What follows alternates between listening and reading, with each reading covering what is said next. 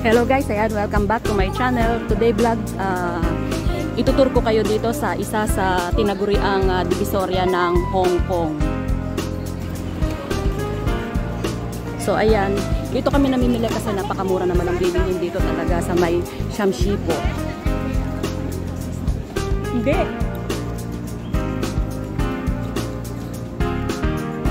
Makikita mo lahat ng klase ng mga gusto mong bilhin. Siyempre, made in China dahil nandito nga tayo sa Hong Kong. Kaya wala kang mabibili rito kung hindi made in Hong Kong. Made in Hong Kong, I mean made in China.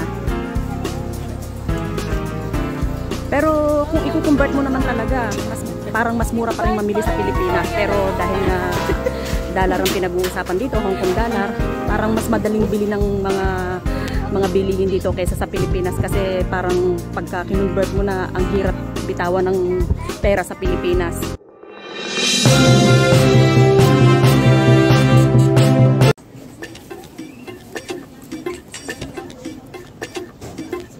So ayan, ikot-ikot kami habang naghahanap ng gagamitin namin sa team building. Ang team namin ay color green. So ayan nga. Makita mo presyo para sa amin, maliit lang na presyo yung $20. Pag lumabas na ng $20, parang nanginginig na kami. Ayan. Nagustuhan niya. Pero hindi pa rin niya bibilin yan. Kasi budget lang ang aming allowance dito.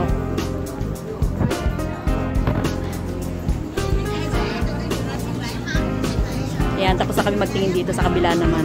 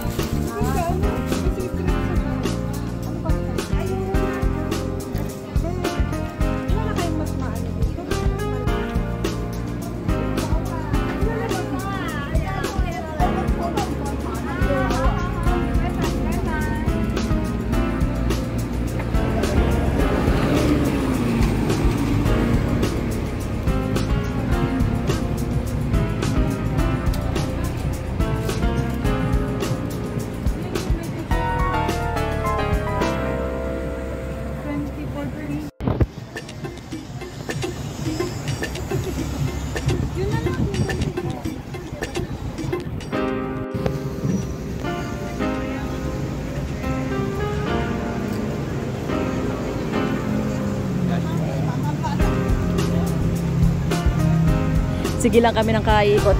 Actually, hindi lang naman t-shirt ang hinahanap namin. Yung gagamitin pa rin namin sa games na, isa sa mga games na yung hula hoop. Ayan. So, after na to, punta naman tayo doon sa bilihan ng hula hoop. Siguro sa kanyan, baka sa school supplies, ayan, meron dyan. Kaya yun naman ang hinahanap namin ngayon. After namin makabili ng gagamitin namin t-shirt.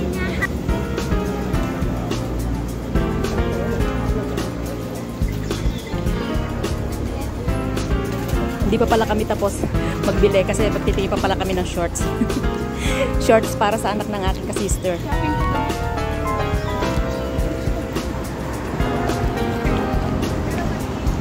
So ayan na nga, nandito na kami sa school supplies. Ayan, titingin na kami ng hula hoop para sa gagamitin namin sa isa sa mga games.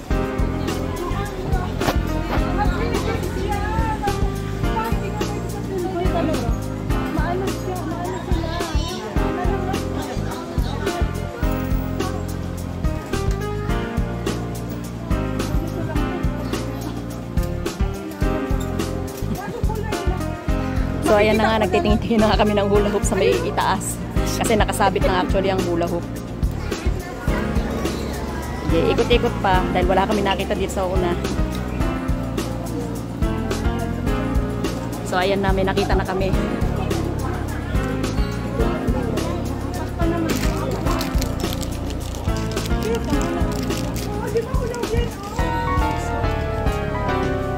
So ayun nga, bali yun na rin ang binili namin dahil wala na kami nakita kundi nag-iisa lang yung tindahan na merong noodles. Hanggang dito na lang. Maraming salamat.